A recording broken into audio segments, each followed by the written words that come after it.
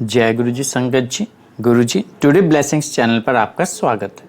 अगर आप चैनल पर नए हैं तो चैनल को शेयर करें और सब्सक्राइब करें और साथ में लगे हुए बेल आइकॉन के बटन को प्रेस करके ऑल पर क्लिक कर दें ताकि डेली अपलोड होने वाली गुरु जी की ब्लेसिंग्स और सत्संग संगत जी आप तक पहुंच सकें।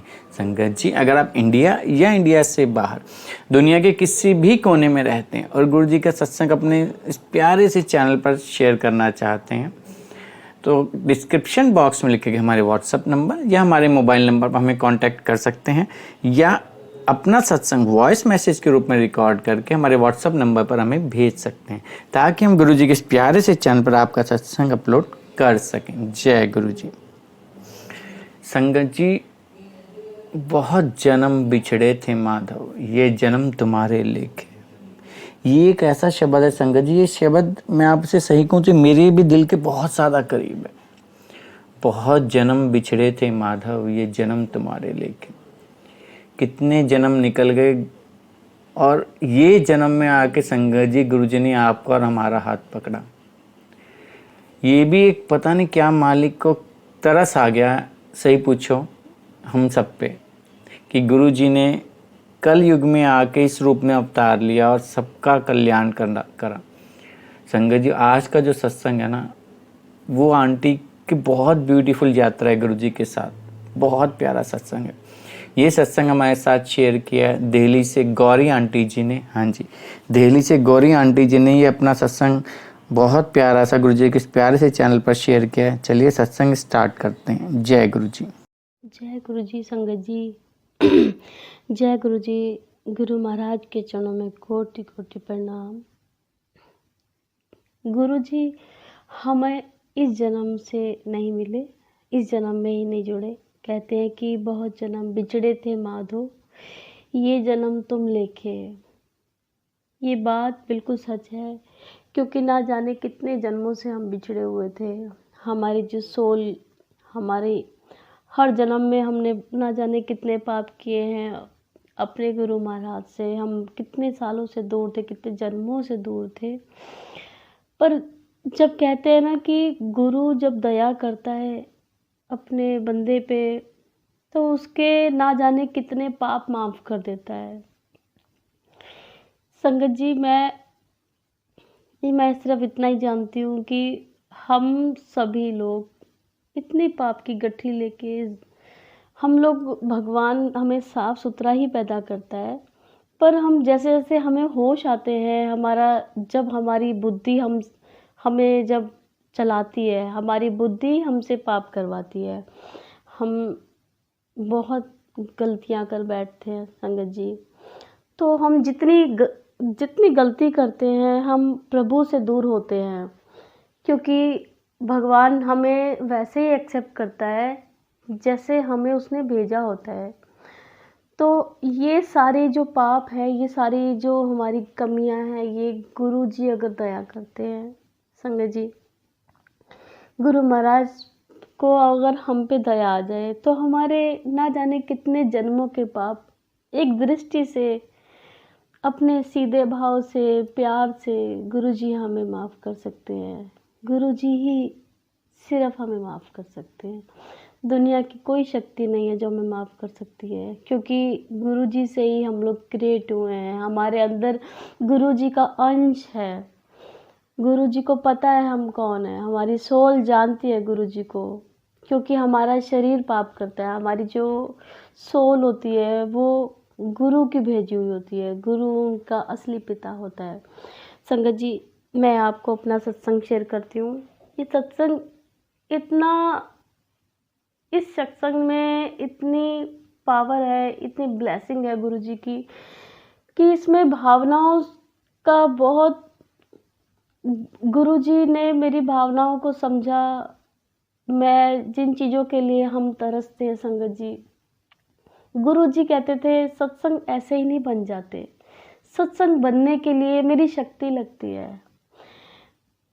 तो एक बार क्या हुआ था, कोरोना के बाद की बात है, कोरोना की सेकंड वेव आने वाली थी, उससे थोड़े दिन, एक हफ्ते पहले की बात है।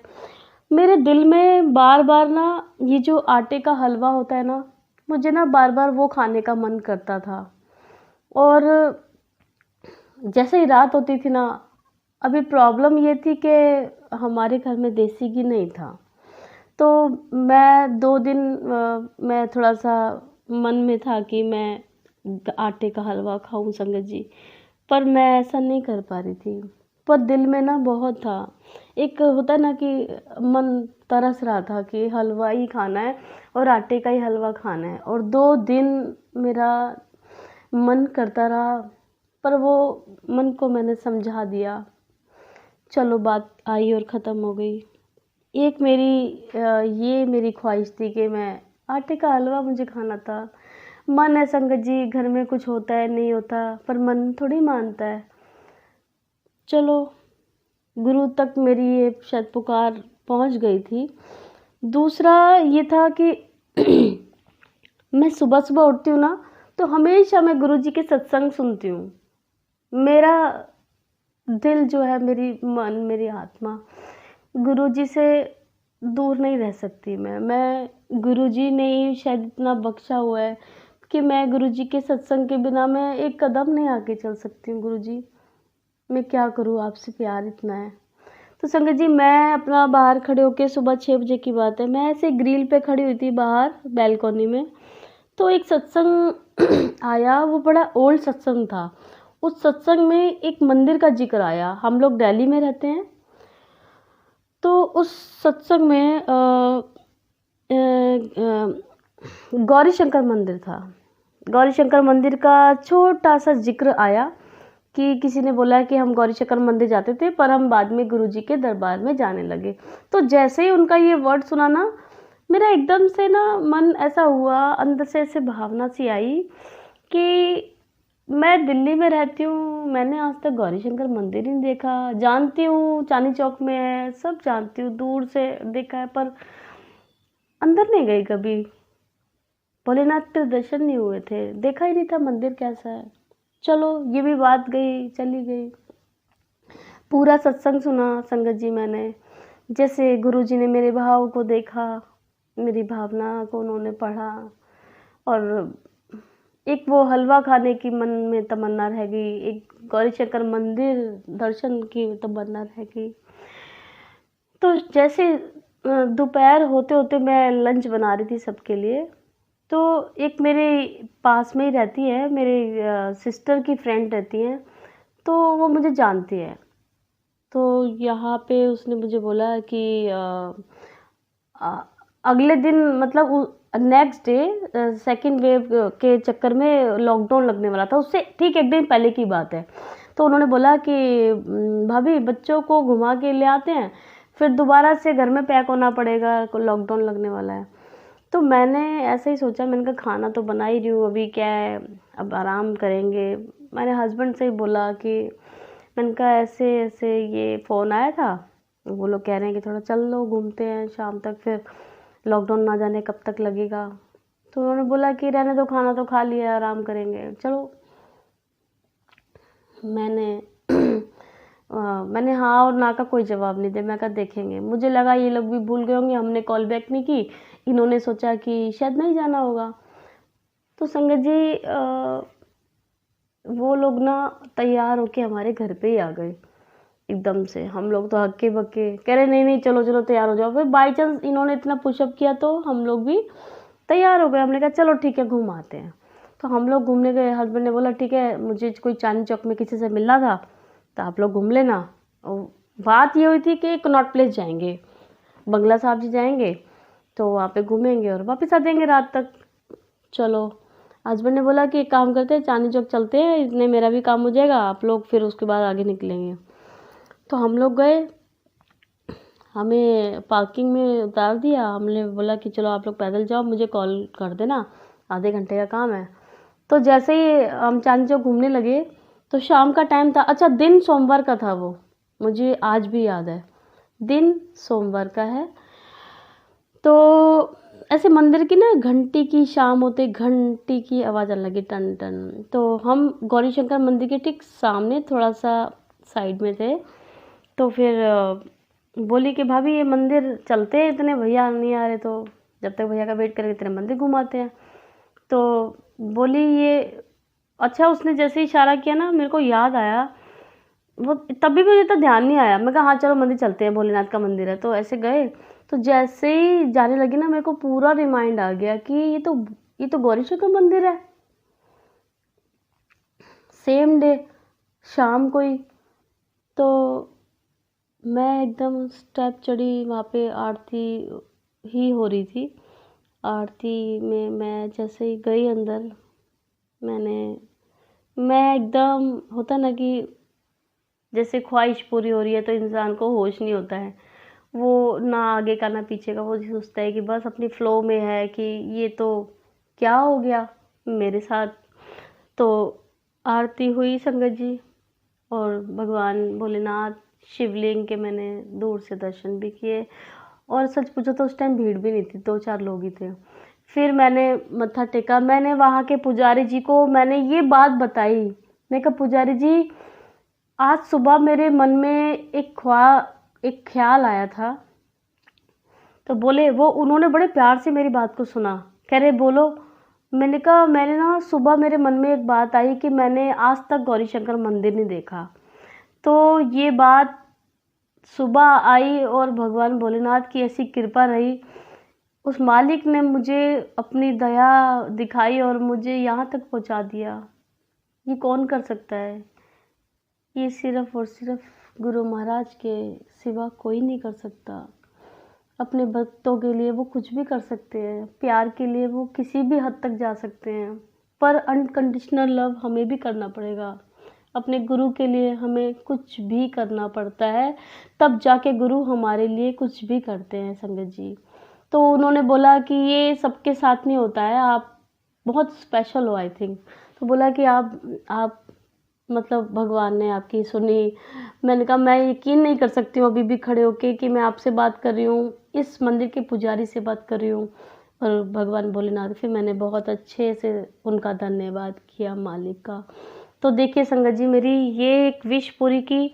और मैंने आपको बताया था कि मैं 2 दिन मैं हलवा प्रसाद खाने को मेरा बड़ा ही मन था। तो फिर जब हस्बैंड आ गए, हम लोग चले गए बाहर, मेरे अंकल आ गए तब। तो इन्होंने बोला कि चलो शीशगंज गुरुद्वारा चलते हैं। तो ठीक है, हम लोग जो है ना शीशगंज गुरुद्वारा गए। तो वहाँ पे इतना सारा आटे का हलवा, जो भगवान का, जो गुरुजी का प्रसाद होता है, मुझे वो दिया गया। देन उसके बाद हम लोग बंगला साहब जी गए, वहाँ पे भी भर भर के दिया गया संगत जी। मुझसे उस दिन खाया भी नहीं गया। भगवान ने बोला कि देख, तूने मुझसे मांगा भी नहीं, तेरे अंदर बस जिस चीज़ के लिए तू तरस रही थी, जब भगवान कहते हैं ना, जब उस माधव को हमारे ऊपर तरस आता है तो हमें किसी चीज़ के लिए तरसने नहीं देते। 9 निधियाँ गुरु जी के पीछे पीछे रहती हैं संगत जी। गुरु जी कहते हैं बड़े मंदिर में ये तो रुलती रहती हैं, कोई आएगा तभी तो ले जाएगा। गुरु जी से जो जिस भावना से जाता है संगत जी, गुरु जी अपना फ़र्ज़ निभाते हैं, अपना प्यार निभाते हैं। गुरु साहब, मैं आपका आज भी धन्यवाद करती हूँ, क्योंकि ना जाने कितने जन्मों से हम बिछड़े थे, ये जन्म आपने लिख दिया। मैं उस समय को, उस बेला को मैं धन्यवाद करती हूँ, जिस समय मेरे लिए गुरुजी ने मेरे लिए विचार किया होगा। वो समय, वो टाइम, मैं उस समय को धन्यवाद करती हूँ कि गुरुजी ने मेरे लिए विचार किया कि इस इतनी बड़ी दुनिया में इतने सारे लोग हैं, एक उनकी बेटी है जो इस दुनिया में रहती है, और गुरु साहब आपने मेरा हाथ पकड़ा। कोई नहीं पकड़ सकता था गुरुजी। मैं आपको बारंबार धन्यवाद करती हूँ, क्योंकि गुरुजी आपसे बड़ा कोई नहीं है। यू आर द क्रिएटर, आपसे दुनिया है। ये चांद, तारे, सूरज सब आपसे हैं। आपने इनको पैदा किया है गुरुजी, आप ही से हैं। You are the lord Shiva Guru ji. मैं आपको बारंबार अनंतम शुक्राना करती हूँ मालिक। मुझसे कोई भी त्रुटि हो गई हो गुरु साहब, मैं कोई ज्ञानी नहीं हूँ। जैसे जैसे आप मुझे ज्ञान दे रहे हो, मैं तो मेरे अंदर इतने अवगुण है और आप गुणों की खान हो गुरु जी। आप हर विद्या के आप ज्ञाता हो। आप गुणों की खान हो गुरु जी। आप हारे का सहारा हो गुरु जी। डूबते को सहारा देते हो गुरु साहब। आपको अनंतम अनंतम शुक्राना मालिक। जय गुरु जी। शुक्राना गुरु जी।